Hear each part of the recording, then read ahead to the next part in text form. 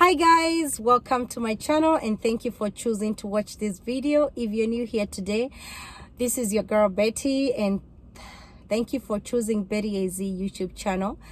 So today I'm gonna do this video here in my car because I'm thinking, should I go home and do the video or just do it right here? I'm like, you know what, let me just do it right here in the car. So yeah, you know guys, when I'm driving around I keep seeing a lot of homeless people and it's like it's getting worse, and I'm thinking, what's happening? And it's actually getting worse and worse. And believe it or not, Arizona is hot, and when I say it's hot, it's really hot and comfortable in the summer. Like our winter here is perfect. Like we have the best weather winter time. And by the way, if you don't know, Arizona, we have about 8 months of perfect weather. And when I say perfect weather, it's like perfect. It's not too hot, it's not hot, it's not cold, it's just in the middle, right? Medium and very good. You can enjoy going outing, outdoor activities and everything. And in the summer you can do a lot of water activities, which is good, but the sun can be a little bit uncomfortable, which for me, I prefer Arizona because of it's hot. I love hot. I mean, I don't love hot, but I like warm temperatures. For me, I don't do well with the cold. I don't like cold weather. So this is perfect for me. And I always tell people, if you live in a very cold state, what's the point? You know, what's the point of living somewhere you're too cold? And if you live in Arizona and it's too hot for you, what's the point? Just go and live somewhere that is better, it's colder. So anyway, that's not the reason why I'm doing this video. So today I want us to talk about what's going on. Why are there so many homeless people around? Why every time I'm driving around, I'm seeing people at you know what, by the traffic lights asking for begging for money. And when I drive downtown Phoenix, I see a lot of, not just downtown Phoenix, but in Phoenix area, I see homeless people. I see those tents and everything, and I'm like, whoa. So guys, months ago I did a video about homelessness in California, and that I'm gonna link up the link below so that you can watch that video. If you haven't watched it, make sure you watch it and you can see the seriousness what I'm talking about. And one of these days I'll do a video showing you guys what I'm talking about in Phoenix. There's so many homeless people in Phoenix, and leave alone people who are homeless living in their cars, because there are so many people who live in their cars and they've been homeless for many months. They've been not with people who choose. Some people choose to live in their car so that they can travel, but no, we are talking about people who can't afford rent, but they have a car, so they choose to live in their car. They not choose, but they're forced to live in their cars. So today we are talking about those people who don't even have a car. You live in Arizona, 105 degrees Fahrenheit outside, and you don't have anywhere to go. The only place to go is on the street. And let me tell you, I've seen people who just live by the dumpsters. Those are their homes, by the dumpsters, and it is so sad. It is so sad. Some people live at the bus stops, you know, that is their home. And a lot of people are very young and others are old, you know, and you're like, oh my God, it's a very sad situation. You know, when you live in Africa, the picture you have about first world countries, you have a perfect picture of this perfect country, that there is no trouble, there's no problems, hakuna matata. You know, when you know, if you've never traveled, if you don't know much about first world countries, the only picture, like for me when I was growing up, the only picture was in my head, I was, you know, about first world countries was a gold and silver. Everything is just beautiful out there.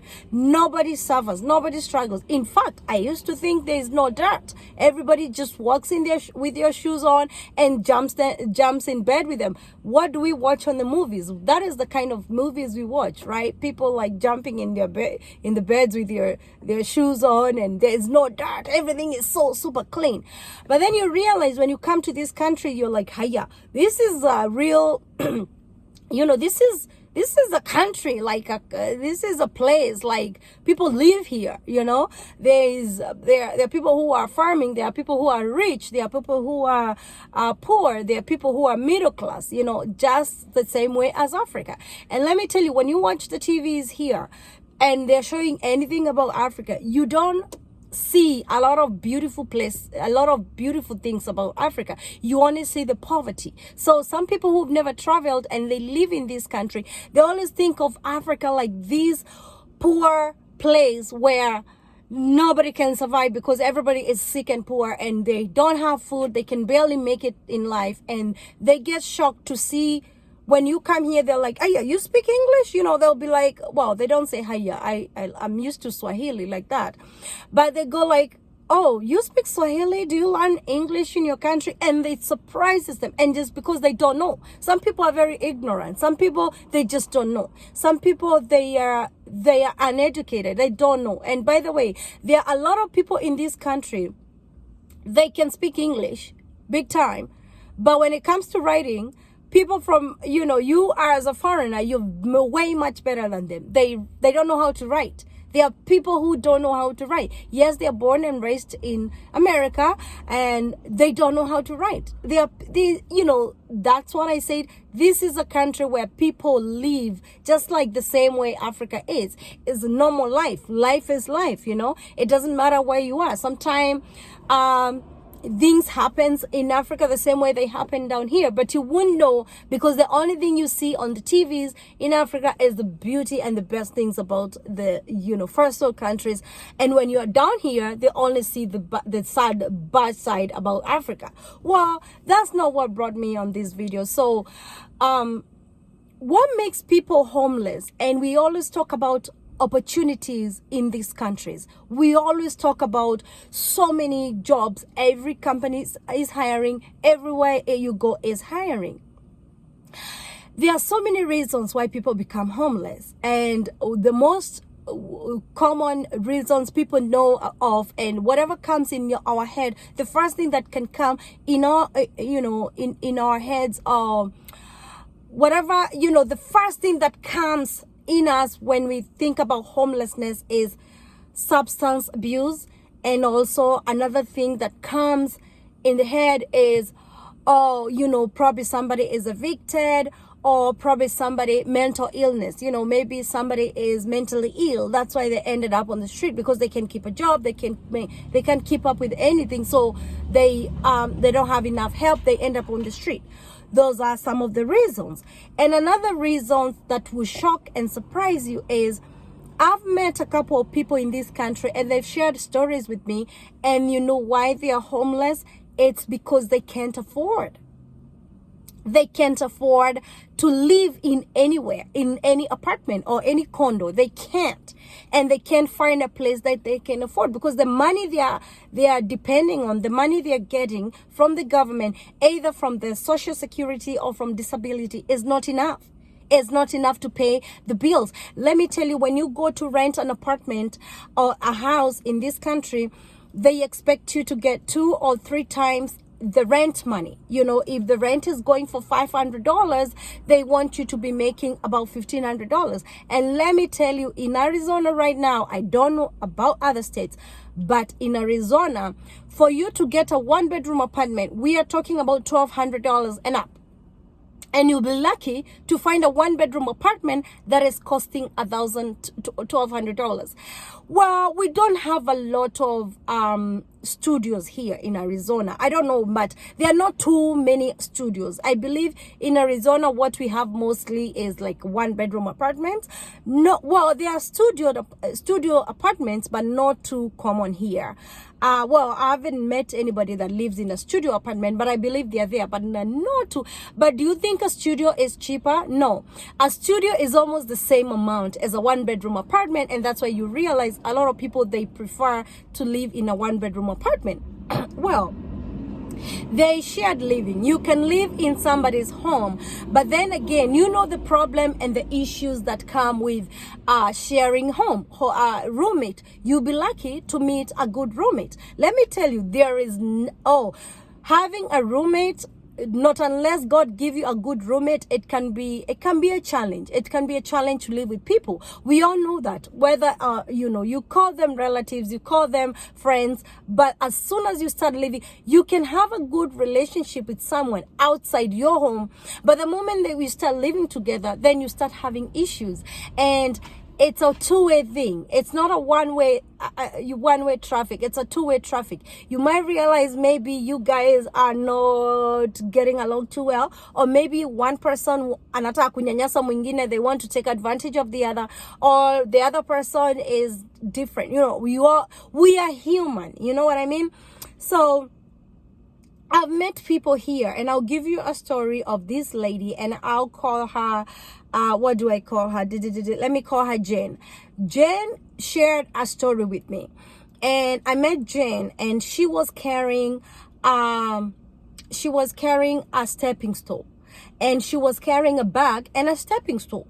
And I talked to Jen, and I said, I was like, hi, we started having a conversation, and Jane opened up and she shared with me. She said, I'm homeless. I've been homeless since January of this year. And I said, and Jane is, well, her name is not Jane. I'm just giving the name Jane. And Jane is a 75-year-old lady. And she said, I have a lot of health issues. I'm in pain and I've been homeless. And she said, last night I slept on a bench. On a bus stop, on a bench, no pillow, no blanket, nothing. And I said, you don't have anything else other than the stool and the bag? And she said, the rest of my stuff are in the storage. And she broke down and she cried about it. And I said, do you have children? Because the mind I have, or I'm thinking, where are your children? At 75, do you have children? If you have any, where are they? And she was like, I have children, but they don't help me. They don't help. They don't want to help. And they said they have their own problems as well. Well, I couldn't believe it. But then I believed it because I've heard so many stories of people here who their children don't care. Well, it's not like, some people are very selfish. You really start blaming your parent because of things that you had a bad, either something happened at your childhood and you didn't like it, things didn't go your way, and then when you grow up, you become financially stable, you start blaming this parent, and you're like, oh, you are a bad mother, oh, you are a bad father. I know some parents are not the best parents out there. Of course, I'm a parent, but I know there are some toxic parents out there, and I'm not blaming everybody for not having good relationship with your parents, but sometimes there are things, I believe, as children, and we have our parents, there are some things you can look and we'll be like, you know what? They did me wrong. They did this to me, ABCD. I didn't get the best childhood. I didn't get the best life ever, but they are my parent. I'm not going to watch and see them on the street. Well, this lady, oh, that truck is noisy. This lady was like, I have my children and they are doing good. And she said, I have 5 children. And I said, where are they? And she said, some are out of the state and some are in Phoenix.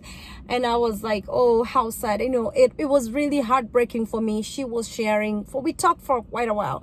And she said, she tells her children, and they know she's on the street, but Nobody wanna invite her in. They all give excuses, and they're like, oh, sorry, mother, we all have our problems too. Find a way to sort yourself, get yourself out of the situation. And well, let me tell you guys, people, like for me and as an African, I know we can be very generous. We like to give, we like to, but it's kind of different here. Not everybody who is generous like that, especially with the money, So anyway, I was shocked. And this lady, I asked her, do you mind telling me how you ended up homeless? And she said she lived in an apartment for 30 years. And for many years she lived with her husband, but the husband died. So after her husband died, she ended up being alone, and after a while they got a notice from their apartment, and they said, you guys need to move out after you have 30-day notice, so you guys need to move out. And they got a notice. I think, well, what she told me is after everybody's lease, the apartment were telling them to move, not giving them a chance to renew the lease. And a lot of people are doing that nowadays. They'll just give you a notice and they will just tell you to leave. You don't have a chance to renew. Why are they doing that? It's because they want to remodel or not remodel their apartments, sell their apartment, or they want to rent out apartment they want to double the price. For example, if you moved in an apartment 30 years ago, probably you're paying about $500 for one bedroom apartment. What if you move out and somebody new comes in? They'll be paying $1,600, $1,700 for the same apartment, because in Arizona right now, 2-bedroom apartment is going for $1,800, well, $1,600 to $2,000, and even more. But majority of the people, I met a friend last weekend, and she told me her apartment moved from $1,200 to $1,600. Nothing was changed. No upgrades, nothing was improved. It was same apartment. It moved from $1,200. Renewal of the lease, they got either to move out or to stay at a new rent. Guys, that's what's happening nowadays. So you realize cost of living and the crazy market, the housing market is pushing people to becoming homeless. And it's very shocking, because we are in a country where you can think, oh, it's your right. Nuh-uh. Sometimes, believe it or not, it can be your right, but not in every situation that it's your right, it's your right, it's your right. Believe it or not, a lot of things happens in this country that are very unfair. But there's nothing that can be done about it. Well, there's something, but obviously there's nothing as an individual you can do about it, because it is what it is. You live in my apartment, I want to sell it, or I want my price, the rent to go up. Your lease ends. What do you do? So anyway, this lady told me after 30 years, she got a notice, and she said, I tried to talk to the office and there's nothing they could do. They was like, oh no, everybody has to go. And this is not the only person I ever talked about that shared about them get kicked out. I remember there's another gentleman told me the same thing too, that the apartment gave them a notice to move out, and they've lived in the same apartment for many years. So there's a problem. There's a big problem. So I say to the lady, do you have any income? And she said, oh, I have only $800 from my Social Security, and that is the only money I get. And some people tell me they get only $1,200 from Social Security. I honestly don't know how much people get from Social Security, but I believe it's not that much. And you know what? It's a lot, but with this housing market and the way things are right now, if you're lucky, you get a Section 8. And I asked the lady, can you get in a Section 8? And she said, oh, I've been on a waiting list forever. And I said, can't you go to a shelter? And she said the living conditions at shelters, she was like, honestly, I would rather be on the street than go on in the shelters. And she told me she's never used drugs. She has never, that's what she told me. She said, I lived my life. I raised my kids. I was a mother. I gave my kids the best. I did what everybody does with life, and I was working. I was doing this, but I retired, and now my health right now cannot allow me to work. And she said she can't believe she's going through that. And I was like, my God, my goodness. Me, I have a very soft spot in my heart, and I was thinking, my God, how do I help this lady? She has shared so much. But anyway, we talked, and she said she can't believe how much things are going south, for her. And she said, once my things started going south, since the day I got the notice, and ever since, everything has been going south. And I said, oh, that is so sad. And I hope things work out for this lady. So another gentleman shared with me, and he said he got a notice to move, and he can't afford, because right now he has cancer. And he said, I'm on disability and I can't afford any apartment. And I said, where are you going to go now? And he said, I'm going to end up homeless. But before that, I'm going to try and rent out a motel, live in a motel for some time, and then see how everything is going to go from there. And then I came to realize there are so many people who lives in motels. They can't afford an apartment. They live in a motel. And they have made the motel their homes, and the reason I'm saying a motel, obviously nobody is gonna go and stay in a like Marriott or Hilton or whatever, like a expensive hotel. So the cheaper options are like motel, like a Motel 6 or motel. There are so many motels out here. So they say they rent a room at the motel, paying like $50 a day, and they live there for a long time. And that reminds me, there is another motel in Mesa that has a lot of people that lives there. And one time I talked to somebody from there, and they said that during the pandemic, and when because it's too hot in Arizona, the police, the Mesa PD, they helped them to get rooms, and they were paying rooms for them at the motel. I'm sweating, guys. So the Mesa PD was helping them.